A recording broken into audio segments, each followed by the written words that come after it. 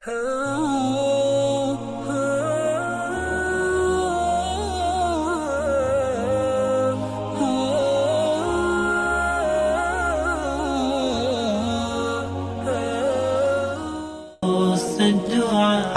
ibu saya sudah meninggal. Allahumma firlaha warhamha wa'afiha wa'fu anha. Amalan apa yang sebaiknya saya lakukan agar tetap berhati kepada ibu, berbakti pada ibu saya?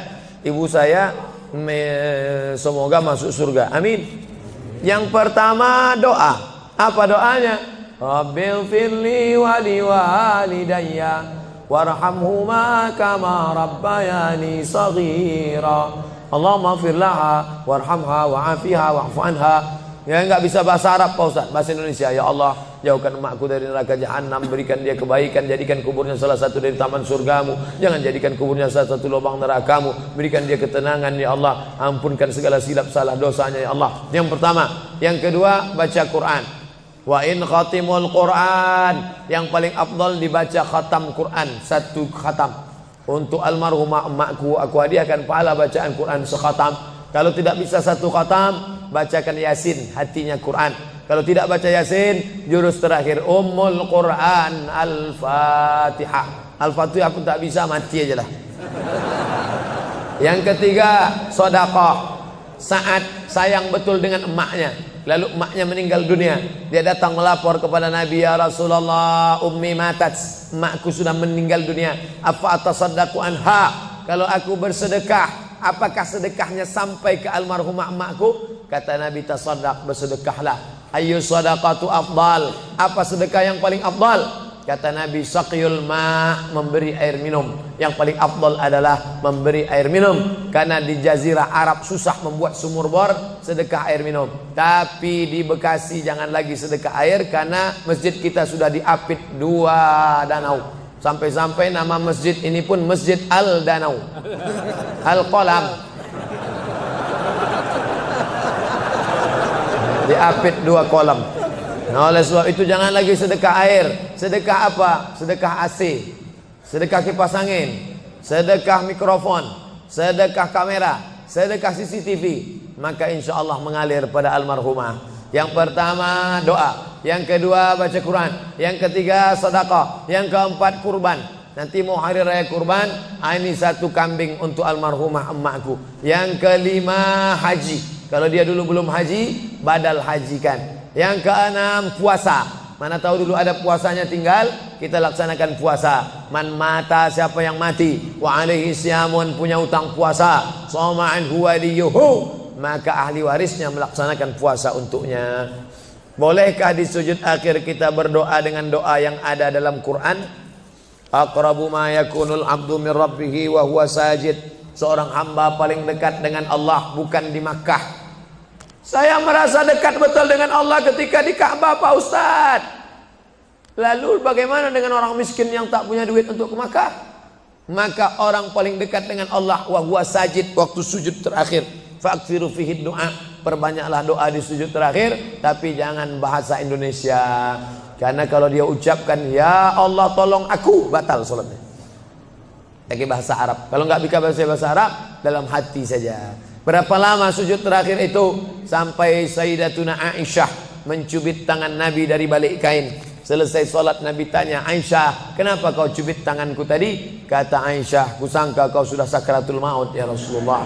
Saking panjangnya doa Nabi. Sementara kita yang belum ada apa-apanya, yang status belum jelas, cepat betul sujudnya, macam stempel kertas. Kenapa cepat betul sujud? Sujudlah lama. Bagus sujud lama, membantu turunnya darah menyembur dari jantung ke otak. Karena kalau oksigen kurang bisa kena stroke ringan. Sujud lama-lama, bernapas, jangan tahan napas, bernapas. Itu maka karpet jangan bau. Itu maka tak boleh tidur telungkup di masjid. Tidur telungkup ngences pas tempat orang sujud. Bangkit sujud pitam pingsan mak. Nah, ini penting. Lalu kemudian kalau dibaca dalam doa sujud itu ayat Quran boleh? Tak boleh. Karena Quran itu tinggi, sedangkan sujud itu rendah. Tak boleh yang tinggi diletakkan di rendah. Tapi kalau doa boleh. Begitu juga dengan perempuan halangan, tak boleh baca Quran.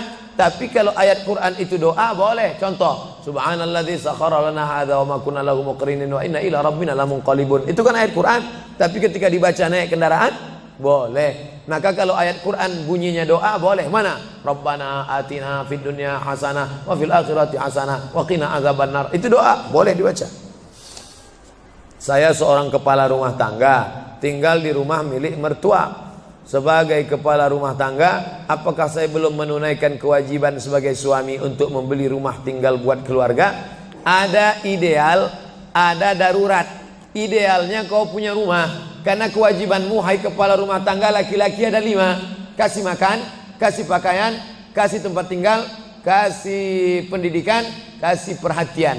Itulah kewajibanmu sebagai laki-laki. Beri makan, beri pakaian, beri tempat tinggal, beri pendidikan, beri perhatian anak dan istrimu. Tapi kalau kau tidak bisa, maka mertuamu baik, maka tinggallah di sana. Ya tidak apa-apa. Cuman kita tahu bagaimana bersikap sebagai seorang menantu, bagaimana dengan saudara-saudara ipar, bagaimana dengan mertua.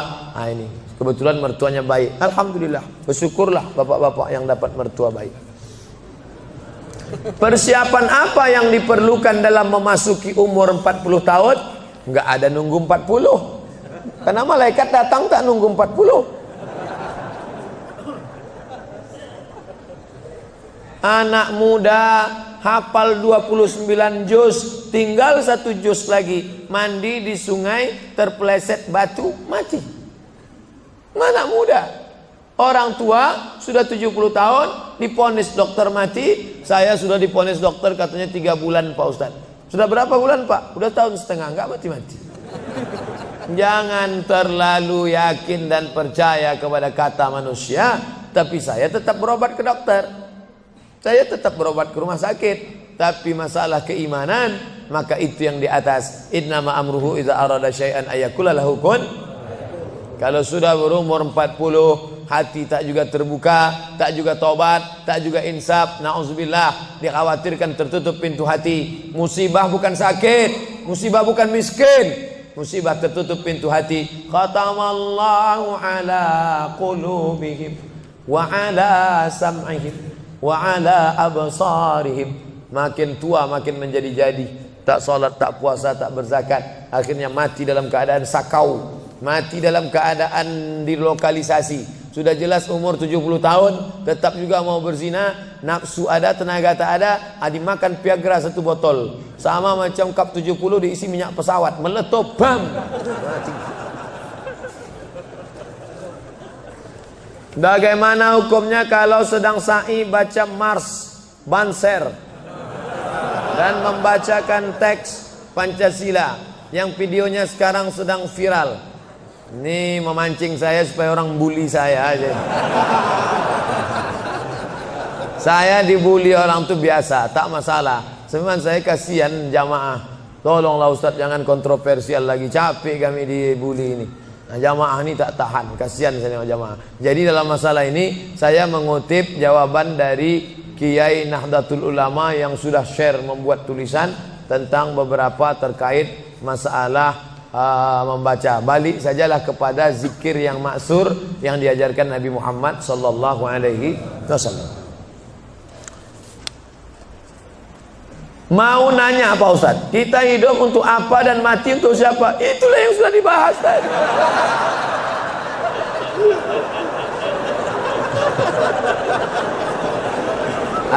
Artinya pertanyaan ini dibuat sebelum pengajian tadi.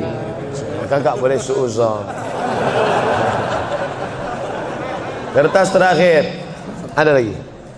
Kertas, kenapa Allah membolehkan poligami? Kenapa hikmah? Fankihu ma tabalakum minan nisa.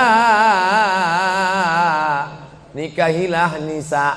Itu syaratnya yang pertama. Yang dinikahi itu nisa. Makanya laki-laki menikahi perempuan, karena Allah menciptakan Adam dan Hawa, bukan Adam dan Asep. Setelah kau pilih nisa, syaratnya bagaimana? Min thayyibat fankihu ma taba, yang baik. Kalau laki-laki thayyib, Thayyib itu artinya baik. Sekarang thayyib sudah berubah, nggak pulang-pulang. Fankihu ma taba, nikahilah perempuan yang baik, minan nisa, perempuan yang baik, masna 2, wa sulasa 3, wa ruba' 4. Fa in khiftum alla ta'dilu, kalau kau khawatir tak sanggup adil, fawahidah, satu saja cukup. Ada seorang janda, dia punya anak, maka anak yatimnya ini perlu dijaga orang. Maka daripada dijaga orang lain, saya ajalah menjaganya. Nah, itu alasan pertama, karena untuk menjaga anak yatim. Itu alasan pertama. Alasan kedua, ada mungkin laki-laki yang dia 300 tenaga kuda. Tak bisa dia kalau tak poligami, tak cukup satu. Kalau sampai satu tuh mati bu tuh. Nah, tuh. Jadi perempuan tidak boleh mengatakan lebih baik lakiku berzina. Oh enggak, maka dia harus berlapang dada menerima 300 tenaga kuda. Yang ketiga, untuk menghibur. Nabi Muhammad itu 25 tahun monogami, istrinya cuma satu, Khadijah saja.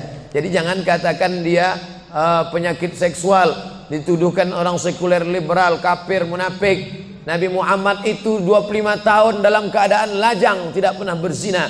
Mereka menggelar dia Al-Amin. 25 tahun dalam keadaan istri satu, Khadijah. Setelah 50 tahun barulah dia menikahi beberapa perempuan dengan alasan karena suaminya mati perang. Kalau dia dalam keadaan terluka, dengan alasan karena untuk mendekatkan hubungan dakwah kesukuan. Kalau dinikahi anaknya, maka suku itu akan menjadi tunduk, dengan alasan banyak. Nah, itu jadi bukan hawa nafsu, karena 50 tahun dia mampu mengontrol hawa nafsunya. Di akhir hayatnya, ini adalah ujian bagi umat Nabi Muhammad sallallahu alaihi wasallam. Jadi simpelnya, kalau kita naik pesawat, kata pramugari, ada pintu normal sebelah kanan. Ladies and gentlemen, all of our passenger, seluruh penumpang, sebelah kanan pintu naik dan turun. Tapi bila terjadi pesawat meledak atau masuk jurang atau meletup, ini emergency door, ini boleh dibuka. Jadi kalau mau buka itu bukalah.